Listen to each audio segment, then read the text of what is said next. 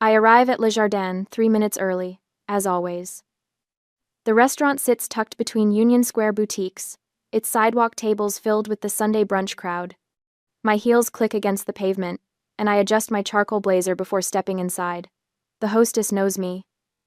"Miss Moore, your father's already seated." Of course he is. Preston Moore doesn't wait for anyone, but he'll check his phone through an entire meal. I weave through tables of mimosa-sipping couples until I spot him in the corner booth. He's hunched over his screen, thumb scrolling, not even glancing up when I slide into the seat across from him. Just a grunt of acknowledgement. "Morning, Dad." Another grunt. The sound of air kisses draws my attention. My mother, Meredith Moore, has stopped 2 tables away to greet a cluster of society friends. Her laugh carries across the dining room, practiced and bright. When she finally reaches our booth, she doesn't sit so much as arrange herself, smoothing her cream silk blouse before perching on the edge of the banquette. "Alana." She offers me her cheek, which I dutifully kiss. Her perfume is overwhelming, something French and expensive. "Mother." The waiter appears. "Good morning, Mr. Moore. Mrs. Moore." "The usual?" "Please," Preston says without looking up. "And for you, miss?" The emphasis stings. I've eaten here twice a month for 3 years, but I'm still, miss. Still the afterthought.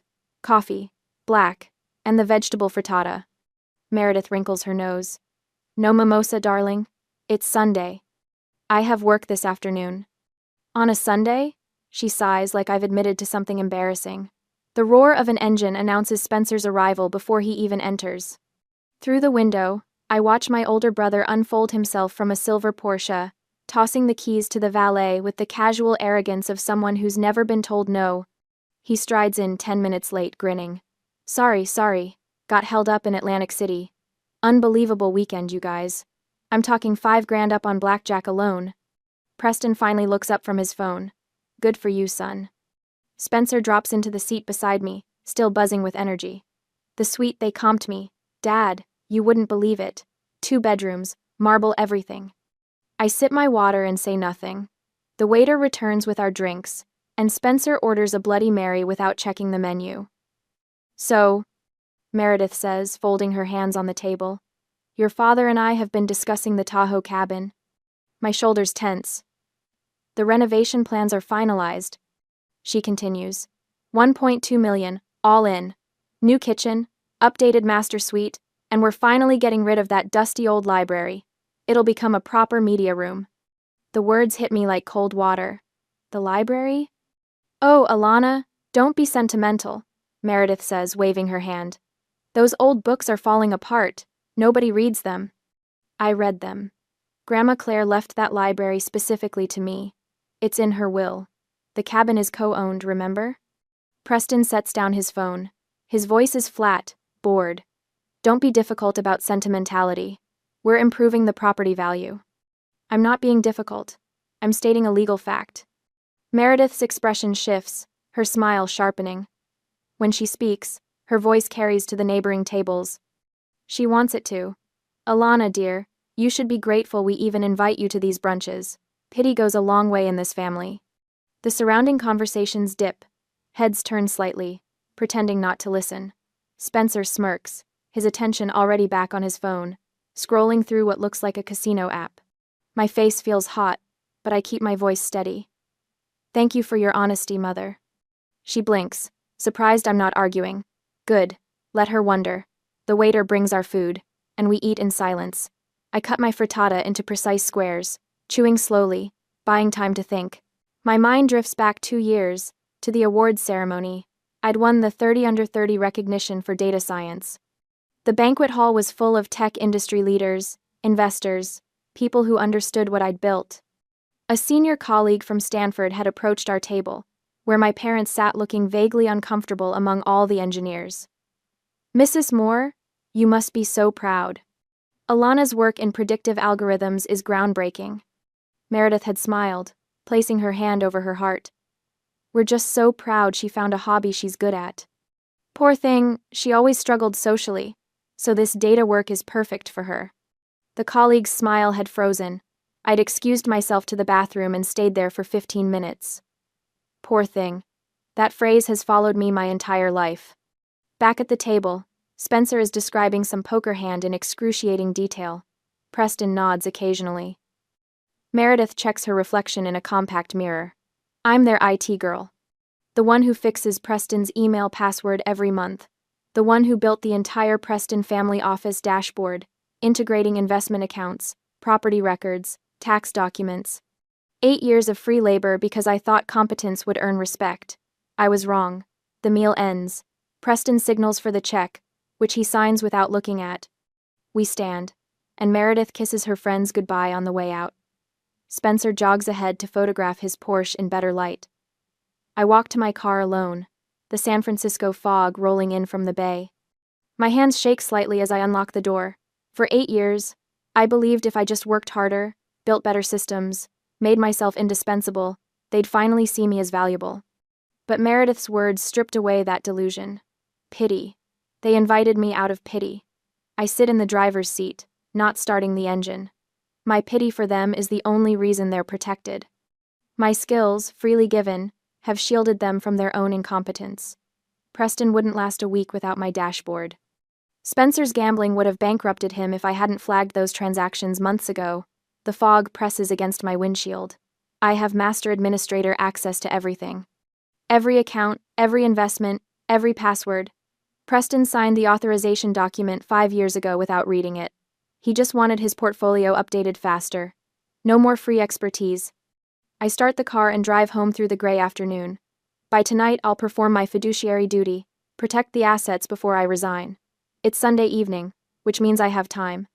They think I'm the poor thing who needs their pity. They have no idea what's coming.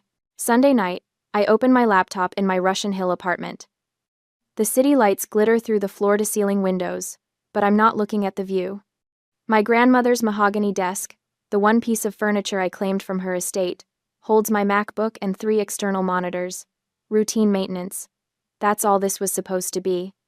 I pull up the Preston family office dashboard, the system I built from scratch. Investment portfolios, property records, trust accounts, credit card statements. Everything integrated, everything tracked. Dad calls it Alana's magic spreadsheet, when he bothers to mention it at all. The transaction history loads. I'm scanning for the usual patterns when a series of withdrawals catches my eye. Spencer's checking account. $50,000 in March. $42,000 in April. $63,000 in May. My pulse quickens. I filter by merchant category. Atlantic City. Every single one. I open a secondary screen and map the transactions chronologically. The pattern emerges like a rash spreading across skin. 18 months of escalating theft. Not occasional gambling. Systematic looting. I total the amounts. $350,000. My hands hover over the keyboard. This isn't carelessness. This is addiction. And nobody's noticed, because I'm the only one who actually reads these reports. I switch tabs to the Tahoe property records. The renovation permits Meredith mentioned should be filed with the county by now. There. Submitted 2 weeks ago. Permit applicant, Meredith Moore. Project description. Interior remodel including removal of non-load-bearing walls in northeast section. The northeast section. That's the library. I click through to the contractor invoices. $180,000 already paid. Deposit cleared last Wednesday from the family trust account. They didn't just talk about it over brunch. They're already doing it. My screen flickers. A red notification box appears in the corner. High priority security alert. Concurrent user session detected. I check the timestamp. 9:47 p.m. Someone else is logged into the system right now. I pull up the active sessions panel. Spencer's username. He's in the wire transfer module. $50,000. Payee. Borgata Hotel Casino and Spa. The transaction is sitting in the approval queue, waiting for the nightly batch process at 10 o'clock, 13 minutes from now. My chest tightens. If that transfer goes through, it's one more theft I've enabled by building a system so smooth he doesn't even have to think about it. I have a choice. Let it process, or stop it. Pity goes a long way in this family. My fingers move across the keyboard. I trigger the emergency backup protocol, the one I installed 3 years ago when Dad asked for extra security measures. He signed the authorization, never read it. Terabytes of data begin copying to encrypted external drives. Every transaction, every email, Every signed document. 8 years of evidence. 9:52 p.m. Preston signed the Master Administrator Agreement 5 years ago. I remember watching him scrawl his signature, distracted by a phone call, while I explained the Emergency Powers Clause. Yeah, whatever you need, just make it work. What I need. He gave me unilateral authority to freeze accounts during suspected fraud or misuse. Spencer's $50,000 wire transfer is misuse. 9:58 p.m. I open the dual authentication protocol. Every account, every credit card, every investment platform. I activate two-factor authentication and change the master passwords to randomly generated strings 60 characters long. Spencer's transfer fails first. Transaction declined. Authentication required. I remove overdraft protection from all checking accounts. If Spencer's already overdrawn, he'll find out tomorrow morning. The 11 family credit cards take longer. I have to disable each one individually. Amex Platinum. Visa signature. The Barney's card Meredith uses for her wardrobe. All 11 show red. Status. Inactive markers. The investment accounts are last. I implement a 72-hour hold on all transactions. No trades, no withdrawals, no transfers. 10:04 p.m. My hands are shaking now. Not from fear, from clarity. This isn't revenge. This is containment and consequence. I have a fiduciary duty to protect these assets.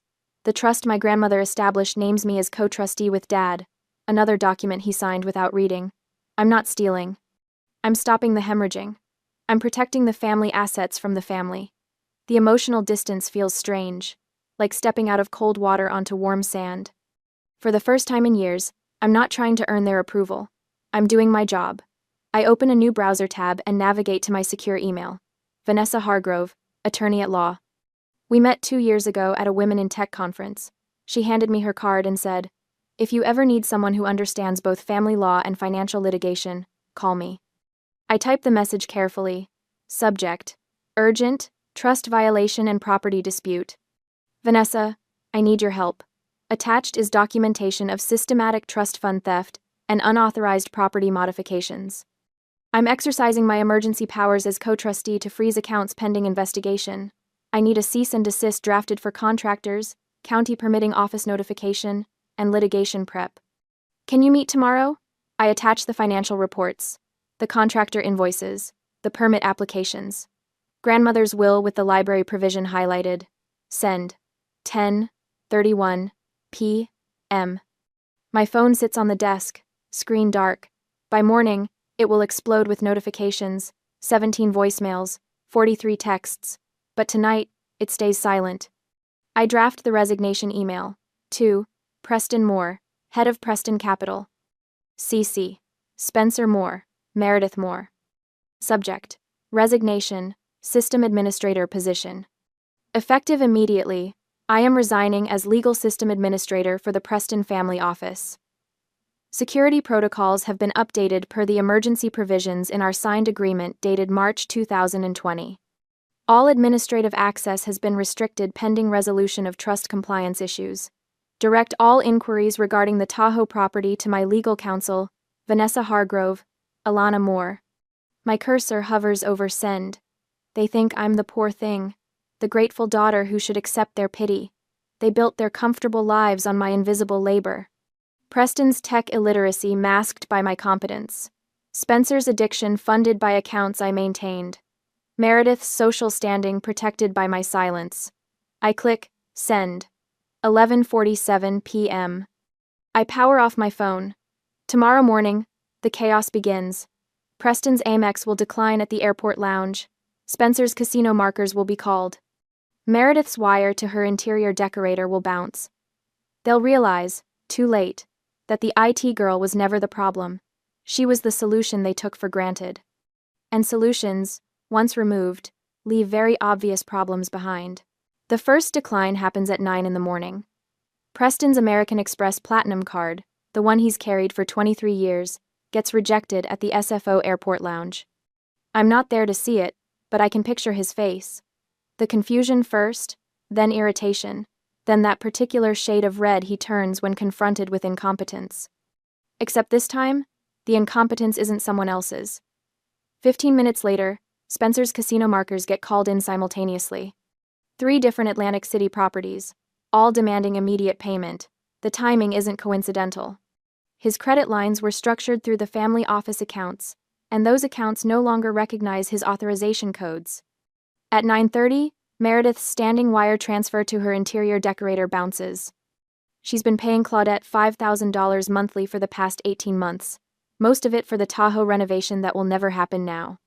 I wonder if Claudette will be the one to tell her, or if the bank will send one of those polite but firm letters about insufficient funds. By 10, my phone has 17 voicemails, all from Spencer. I don't listen to them. I'm sitting in my Russian Hill apartment with my second cup of coffee, watching the fog burn off the bay, and I feel nothing. No guilt, no satisfaction. Just a cool, clean sense of completion, like closing a perfectly balanced spreadsheet. Preston's assistant calls at 10:15. I let it go to voicemail too. The family group text erupts at 10:22. I have notifications silenced, but I check it anyway, just to see. Spencer. Alana, what the hell did you do? Preston. Call me immediately. Meredith. This is outrageous. How dare you embarrass us like this? Spencer. I'm serious. Call me now. Preston. I'm contacting our attorneys. I set the phone down and finish my coffee. Wednesday morning arrives with gray skies and the faint smell of rain. Vanessa's office occupies the 42nd floor of a downtown high-rise, all glass and steel, and the kind of quiet that comes from thick carpet and thicker doors. I arrive 10 minutes early, as always, and wait in the conference room she's reserved. Preston comes through the door at exactly 9, flanked by 2 men in suits. I recognize the type immediately. Corporate attorneys, the kind who bill $800 an hour and speak in careful, measured clauses. He doesn't greet me. Just takes the seat directly across the table and folds his hands. Restore access to the accounts. Immediately. Vanessa doesn't look up from her notes. Good morning, Mr. Moore. Thank you for coming. I'm not here for pleasantries. I'm here because my daughter has committed theft and sabotage, and I want it corrected before I'm forced to take legal action. I meet his eyes. I haven't stolen anything. I've protected assets from ongoing theft. That's absurd. Is it? Vanessa slides a folder across the table. We'd like to discuss Spencer's gambling activity. Specifically, $350,000 in unauthorized withdrawals over the past 18 months. One of Preston's attorneys reaches for the folder. His colleague leans in to read over his shoulder. I watch their expressions shift as they process the transaction logs, the casino records, the pattern analysis. I spent 8 years building systems to track. Preston's jaw tightens. Spencer's personal spending is none of your concern. It is when it's theft from family accounts, Vanessa says. And it becomes very much Alana's concern given her role as master administrator with fiduciary responsibility to protect assets. The second attorney clears his throat. May I see the authorization document? Vanessa produces it. 3 pages, Preston's signature bold and careless at the bottom. I remember the day he signed it, 5 years ago, barely glancing at the text. He'd been in a hurry to make a tea time. The attorney reads slowly. His face goes pale. Mr. Moore, this grants unilateral emergency powers to the administrator, for asset protection purposes. End quote. What does that mean? Preston's voice has lost its edge. It means she had full legal authority to do exactly what she did. The silence stretches. Outside, a cable car bell clangs in the distance. Rain starts tapping against the windows. This is still theft, Preston says, but the certainty has drained from his tone. I lean forward. I'm proposing an audit. Full forensic accounting of all family office transactions for the past 2 years. We'll examine every withdrawal, every wire transfer, every check. If I've done anything improper, I'll face consequences. But Spencer submits to the same scrutiny. Preston stands. Absolutely not. Then we'll see you in court, Vanessa says pleasantly. I'm sure the discovery process will be enlightening. His attorneys exchange glances. The first one touches Preston's arm. May we have a moment with our client? They step into the hallway. Through the glass wall, I watch them huddled together, voices urgent and low. Preston's face shifts from anger to confusion to something that might be fear. They return after 8 minutes. We need time to review the documentation, the first attorney says. and to discuss options with our client. Of course, Vanessa says. We're available for further conversation whenever you're ready. Preston walks out without another word. His attorneys follow, carrying copies of everything we've presented. The door clicks shut with a sound like a vault closing. I exhale slowly. You did well, Vanessa says. Staying calm. I've had practice. They'll be back, probably with different demands, definitely with a different strategy. But you saw their faces when they read that emergency powers clause. I did. I saw the exact moment they realized Preston had signed away his control without understanding what he was signing. The same carelessness that's defined his parenting has finally come back to bite him. My phone buzzes. A text from Rachel, my former colleague from the data science firm. Heard you might need a character witness. I'm here if you need me. Another buzz. David, the bank manager I've worked with for 6 years. Your signatory status is documented and valid. Let me know if you need official confirmation. And another. Marcus from IT security. I can validate your protective protocols.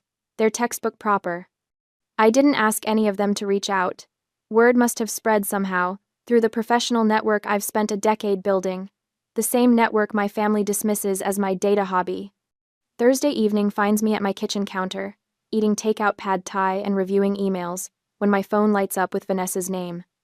He's retained Mitchell Crawford, she says without preamble. I just got the notice. I set down my chopsticks. Crawford. That's the firm that handled the Westfield estate case. Top-tier litigation. He's not messing around, Alana. This means he's preparing to sue. I should feel anxious, threatened. Instead, I feel something sharp and bright unfurling in my chest. Good, I say. He's taking the bait. Vanessa's laugh is quiet but genuine. You're really something, you know that?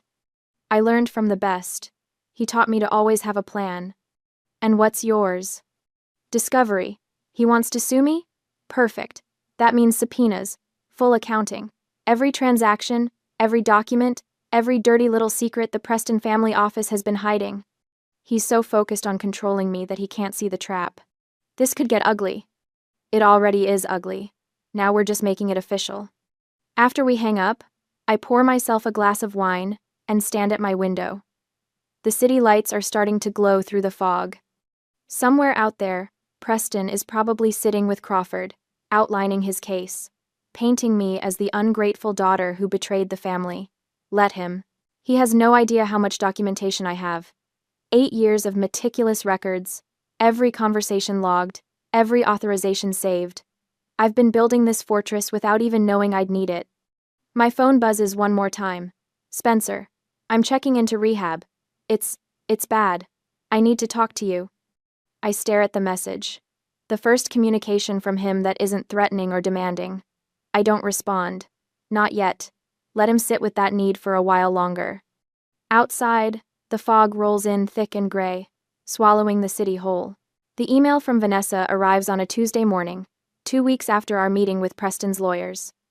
Subject line, Crawford filed.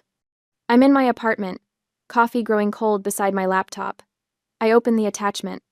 Mitchell Crawford's name sits at the top of a partition action lawsuit, thick with legal terminology that boils down to one thing. Preston wants the Tahoe cabin sold, claims I've mismanaged it, demands the majority share. My phone buzzes. Vanessa's text. Call me. I dial. She answers on the first ring. He's painting you as the problem, she says. Waste and mismanagement, failure to maintain the property, the usual BS when someone wants to force a sale. I lean back in my chair, staring at the fog rolling past my window. He opened the door. Exactly what I was thinking. Discovery goes both ways. How soon can you file the counter-motion? Give me 48 hours. I'll attach your grandmother's will, request full discovery for proper asset valuation. Every document in the Preston family office becomes fair game. Do it. After we hang up, I pull up the news alert. Vanessa forwarded. A local Tahoe newspaper picked up the story. Tech Dynasty property battle screams the headline, accompanied by a photo of the cabin. The article quotes sources close to the family, claiming the dispute involves a difficult daughter unwilling to compromise. Meredith's fingerprints are all over this. My mother has always been a master of the whisper campaign. By noon, She'll have called every woman in her country club circle, spinning the narrative. Poor Preston and Meredith, dealing with their ungrateful daughter. All they wanted was to improve the family property. I close the laptop and finish my coffee. Let them talk. Words won't save them from what's coming. Thursday afternoon, my phone rings from an unfamiliar number. I almost don't answer, but something makes me pick up. Alana? The voice is rough, uncertain. Spencer, where are you calling from? Payphone at the rehab center. They monitor our cells. He pauses. I've been here 2 weeks. Clearer now. Thinking straighter. I wait. I'll testify, he says, words tumbling faster. I'll tell you everything. About the offshore accounts in Bermuda, the consulting firm that only exists on paper. Dad's been falsifying tax documents for years, and I've watched him do it. I don't want to be them anymore, Alana. I can't. My pulse quickens, but I keep my voice steady. Why the sudden conscience? Because I finally understand what you did. You didn't destroy the family. You stopped us from destroying ourselves. His breath catches. Just protect me from him. Please. Dad doesn't forgive disloyalty. Send everything you have to Vanessa. Document names, account numbers, anything you remember. I will. I promise. The line goes dead. I sit with the phone in my hand, processing. Spencer's cooperation changes the equation entirely. Preston miscalculated, assuming family loyalty would override everything else. He forgot that loyalty requires respect. That evening, my voicemail fills with messages I don't listen to in real time. I wait until after dinner, pouring a glass of wine before pressing play. Meredith's voice pours through the speaker, saccharine and poisonous. Your grandmother would be ashamed of you, Alana. Truly ashamed. You're destroying our family legacy over a room full of dusty books. Is this really worth it? What happened to the daughter I raised? I save the recording, date and time, stamp preserved. Evidence of harassment, if we need it. The next message is more of the same. Then another. 6 in total, each one escalating from disappointment to anger to barely concealed desperation. I don't respond. Strategic silence is its own weapon. Vanessa files the counter motion Friday morning. I read through her work during my lunch break. It's surgical. She welcomes the partition action, requests comprehensive discovery for proper valuation, and attaches Grandmother Claire's will with its explicit designation of the library to me. The subpoenas she's prepared cover every Preston family office record dating back 15 years. The trap isn't subtle. Anyone with legal training will see it immediately. But Preston committed when he filed first, and backing out now would look worse than moving forward. By Monday, the cracks start showing. Preston leaves 3 voicemails, each one tighter than the last. The first asks me to be reasonable. The second threatens consequences for obstruction. The third is silent, except for heavy breathing and a muttered curse before he hangs up. Meredith stops calling me directly and starts texting extended family members. My phone pings with messages from cousins I haven't spoken to in years, all variations of, "What's going on?" and "Can't you work this out?" I respond to none of them. Wednesday afternoon, Vanessa sends me a photo. County inspectors posted a stop work order on the Tahoe cabin. The permit violations have caught up with them. Daily fines are accumulating. The contractors, still unpaid for months, filed preliminary lien notices. The renovation Meredith wanted so badly is hemorrhaging money while sitting frozen. Spencer texts Vanessa directly, "I want out of this family." She forwards it to me with a single word, leverage. I'm reviewing the forensic accountant's preliminary findings when my phone rings. Vanessa, voice tight with controlled excitement. Crawford knows. He figured out what discovery will expose. And? He's scrambling. Called me an hour ago. Fishing for settlement terms. Very casual. Very, perhaps we can resolve this without extensive litigation. I smile at my reflection in the darkened window. What did you tell him? That my client is perfectly comfortable with the discovery process, that we have nothing to hide and welcome full transparency. How did he respond? Dead silence for 10 seconds. Then he said he'd be in touch. After we hang up, I pull up the evidence files. Spencer's information, combined with my 8 years of documentation, creates a devastating picture. Tax evasion, worth $2.3 million. SEC violations in multiple transactions. A systematic pattern of fraud that Crawford's legal obligation requires him to report if it comes out in discovery. Preston built his empire on competence he didn't have and rules he didn't follow. I was the scaffolding holding it up, and I walked away. Now the whole structure is collapsing. Friday morning, Vanessa calls before I've finished my first coffee. Crawford wants a meeting. Monday. Neutral location. He specifically requested Preston come without Meredith. He's ready to settle. He's terrified.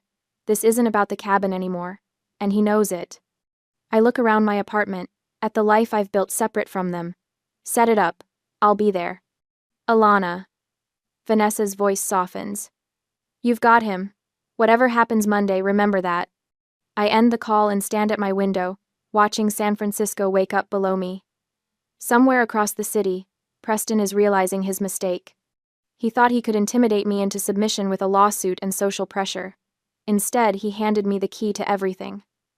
Monday can't come fast enough. On Monday morning, the conference room at Vanessa's law firm feels like a stage. Floor-to-ceiling windows frame the Bay Bridge, and the morning light catches the polished walnut table. I sit with my spine straight, hands folded in my lap, watching Preston and Mitchell Crawford enter. Preston won't look at me. He's aged in these 6 weeks. Gray at his temples, deeper lines around his mouth. Crawford carries a leather briefcase, his suit pressed within an inch of its life. Let's get this settled, Preston says, dropping into a chair. His voice has an edge I haven't heard before. Desperation, maybe. 500,000. Cash. Today. I don't react. Vanessa shifts beside me, pulling out her tablet. That's remarkably generous, Vanessa says, her tone flat. Considering your family is, as you put it last week, cash poor. Crawford clears his throat. My client is offering a substantial settlement to resolve this matter quickly and quietly. Quickly, I repeat, because of the discovery deadline next Friday. Preston's jaw tightens. Don't be dramatic, Alana. This is business. My phone buzzes. A text from Meredith to the extended family group chat, forwarded by my cousin Rachel. Alana's greed is tearing this family apart. She's demanding millions over a property she barely visits. Please call her and talk some sense into her. I turn the screen toward Vanessa. She glances at it, then makes a note. Mr. Moore, Vanessa says, are you aware your wife is currently conducting a coordinated harassment campaign against my client? Meredith is upset, Preston says. Can you blame her? Her own daughter is extorting the family. The word lands like a slap. Extortion. He's setting up his narrative, testing how it sounds out loud. My phone rings. Aunt Caroline. I decline it. 30 seconds later, Uncle Richard calls. Decline. Then Cousin Michael. They'll keep calling, Preston says. Everyone knows what you're doing. Everyone knows what you told them I'm doing. I correct. There's a difference. Crawford leans forward. Miss Moore, let's discuss the legal realities of your position. Your emergency powers authorization could be interpreted as a breach of your fiduciary duty, freezing family accounts without proper cause, denying access to legitimate funds. These actions open you to significant liability. Proper cause, Vanessa echoes. Like stopping $350,000 in unauthorized gambling withdrawals? We dispute that characterization, Crawford says smoothly. Spencer Moore had implied authorization to access trust funds for personal use. Implied. Vanessa taps her tablet. Interesting word choice. Preston shifts in his seat. Look, Alana, I know you're angry about the brunch comment. Your mother was out of line, but this has gone too far. Accept the 500,000. We'll restore your system access. You sign a release, and we all move on. Or, I ask, or we proceed with our ethics complaint to the California bar? Crawford says. We'll argue you abused your administrative privileges for personal gain, that you manufactured this crisis to leverage a payout. Vanessa's smile is sharp. Please proceed with that complaint. I'd love to see it. Preston leans back, trying to regain control. You have 48 hours. After that, the offer drops to 250,000. The ultimatum hangs in the air. My phone rings again. This time it's Spencer's number. I stare at it until it stops. We have a counter-presentation, Vanessa says. She connects her laptop to the projection screen. If you'll indulge us for a few minutes. Crawford exchanges a look with Preston. This is irregular. Humor us, I say. Vanessa clicks to the first slide. Spencer's name appears at the top, followed by a timeline. Red bars chart withdrawals over 18 months, each one linked to specific Atlantic City casinos. The total at the bottom, $350,000. Slide 1, Vanessa narrates. Spencer Moore's systematic theft from the Preston family trust. Preston's face doesn't change, but his hand grips the armrest. Click. Slide 2 fills the screen. Bank statements, highlighted in yellow. Email timestamps. Preston's signature on quarterly reports I'd prepared, each one noting irregular withdrawal patterns requiring review. Slide 2. Preston Moore's documented knowledge of the theft. 6 months minimum. Possibly longer. This is. Crawford starts. Please hold your objections until the end, Vanessa says pleasantly. Click. Slide 3 shows offshore account records. Bermuda. Falsified tax documents. Consulting fees that never corresponded to actual consulting work. The figure at the bottom makes my stomach drop even though I've seen it before. $2.3 million in undisclosed foreign assets. Slide 3. Tax evasion. We have documentation of deliberate concealment of foreign accounts, falsified business expense deductions, and unreported income. The IRS would be very interested in this material. Preston's face has gone gray. Actually gray, like old newspaper. Crawford is whispering urgently in his ear, but Preston isn't listening. He's staring at the screen. Click. Slide 4 lists SEC violations.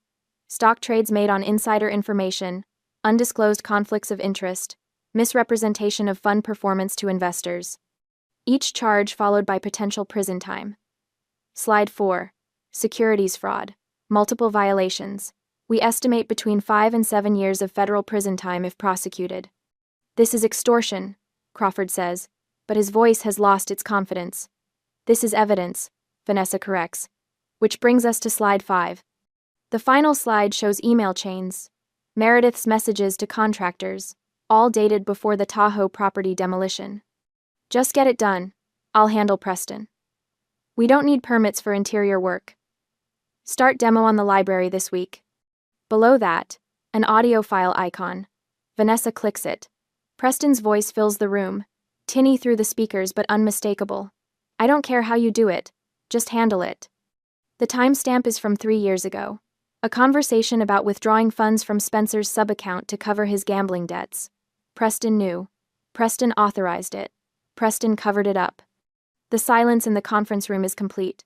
So, Vanessa says, closing her laptop. Let's revisit your settlement offer. $500,000 and a 48-hour deadline. Does that still seem reasonable to you? Crawford is writing furiously on a legal pad, his pen scratching across the paper. Preston finally looks at me. His eyes are hollow. How long have you been planning this? Since the moment Mother called me a pity case, I say. He closes his eyes. When he opens them, something has broken behind them. Draw up the papers. I'm sorry? Vanessa asks, though we both heard him perfectly. $2 million, full buyout of the Tahoe share, mutual non-disclosure, release of all claims against Alana. And you scrub her admin access after she restores ours. His voice is mechanical. No admission of wrongdoing. Standard settlement language. Crawford touches his arm. Preston, we should discuss. No, Preston stands. We're done. Get it drafted today. I want this finished. He walks out without another word. Crawford gathers his briefcase, his face carefully neutral. I'll have documents to your office by end of business, he says. When they're gone, I let out a breath I didn't know I was holding. The wire transfer will clear before you leave the building, Vanessa says. I'll make sure of it. My phone buzzes. Spencer, texting from rehab. Thank you for saving me. Another buzz. Meredith's voicemail notification. I play it on speaker. This isn't over, Alana. You think you've won, but you've lost your family. I hope it was worth it. I delete it. Then I block her number. Was it? Vanessa asks quietly. Worth it? I look out at the bay, at the water glittering in the morning sun. 8 years of exploitation, ended in 3 hours. Yes, I say. It absolutely was. 6 months after the settlement, I stand in my penthouse kitchen, watching the fog lift over the San Francisco Bay. The view stretches 270 degrees, from the Golden Gate to the Bay Bridge. No neighbors. No shared walls, just glass, sky, and water. The private elevator chimes. My guests are arriving. I smooth my emerald cashmere sweater and walk through the living room. No family photos clutter the shelves. Instead, my 30 Under 30 award sits on a custom pedestal near the window, catching the afternoon light. Art from local galleries covers the walls. My achievements, my choices, my space. The library occupies the entire west wall. Floor-to-ceiling walnut shelves hold Grandma Claire's book collection, relocated from Tahoe and arranged exactly as she kept them. Poetry on the left, classics in the center. Her beloved mysteries on the right. I run my fingers along the spines as I pass. Vanessa Hargrove steps off the elevator first, holding a bottle of wine. This place still takes my breath away. Every single time. I agree. The others follow. Marcus from my consulting firm. Elena, my former Stanford colleague. David and his husband James. 3 women from my support group. 8 people who showed up when it mattered. We gather around my dining table as the Sunday afternoon sun slants through the windows. Same hour as those awful brunches. Different universe. Elena passes the salad bowl. My sister just asked me to plan Thanksgiving again. 3rd year in a row. No offer to help, just an expectation. Marcus laughs. Did you say yes? I said I had plans. Do you? Vanessa asks. Now I do. I'm going to Hawaii, by myself. Everyone cheers. David leans back in his chair. My mother called yesterday, asked if I could just quickly review her tax documents. I told her my rate is $300 an hour, family included. What did she say? I ask. She hung up, then texted that I'd changed. You have, James says, squeezing his husband's hand. For the better. I raise my glass. To boundaries. To boundaries, they echo. Someone mentions the stress of upcoming holidays, the anxiety of forced family dinners, the guilt of saying no. I set down my fork. I see my family every day. You're sitting at my table. The words land in comfortable silence. Elena's eyes shine with tears she doesn't bother hiding. Later, as we clear dishes, Vanessa pulls me aside. Preston Capital sent you a business inquiry last week. I know. I deleted it. Without responding? Without hesitation. I stack plates in the dishwasher. He can afford someone else's expertise now. My phone buzzes. A new client inquiry. A tech startup needs data infrastructure consultation. $500 per hour, 10-hour minimum commitment. I respond with my standard contract language, professional and clear. My worth isn't up for negotiation anymore. That evening, after everyone leaves, I pour myself wine and step onto the balcony. The city lights begin twinkling below. The Bay Bridge gleams against the darkening sky. My therapy journal sits on the side table. I flip back through entries from 6 months ago. Maybe I overreacted. The progression is stark, the self-doubt gradually transforming into clarity. Last week's entry. I saved myself. Spencer visits tomorrow. 6 months sober now. Attending meetings, rebuilding his life. He called last week to ask if we could have coffee. His voice was different, clearer. Present. I need to apologize properly, he'd said. Not the bullshit, I said at the settlement. A real apology. Okay, I'd told him. I'm listening. We're building something new. Distant but honest. He's no longer the golden child of a toxic system. I'm no longer the scapegoat. We're just 2 people trying to do better. Preston and Meredith exist somewhere in Palo Alto. I wouldn't know. Complete no contact. Their numbers blocked. Their emails filtered to trash. Their grip on my life severed permanently. My consulting business has 12 regular clients now. I turned down 3 projects last month because they didn't align with my values. That power, that choice, still feels new. I mentor a young woman named Sarah who reached out after hearing me speak at the Women in Tech conference. Her family treats her like their personal IT department while mocking her career. The pattern was painfully familiar. Charge them, I told her. Or walk away. Your expertise has value. Charge accordingly. Last week she sent me a message. I walked away. Thank you. I open my journal to a fresh page and write. Mother said pity was why they included me. She was right about one thing. Pity was involved. My pity for them kept me trapped. Her cruelty was the key that freed me. In trying to diminish me, she revealed my true worth wasn't in their acceptance, but in my own capabilities. Some would call my actions cold. I call them necessary. The family safe was built by my hands. When I finally changed the combination, I locked them out and freed myself. I close the journal. My phone buzzes again. 2 new client inquiries. I walk into my home office, leaving the past behind on that balcony, dissolving into the San Francisco night where it belongs.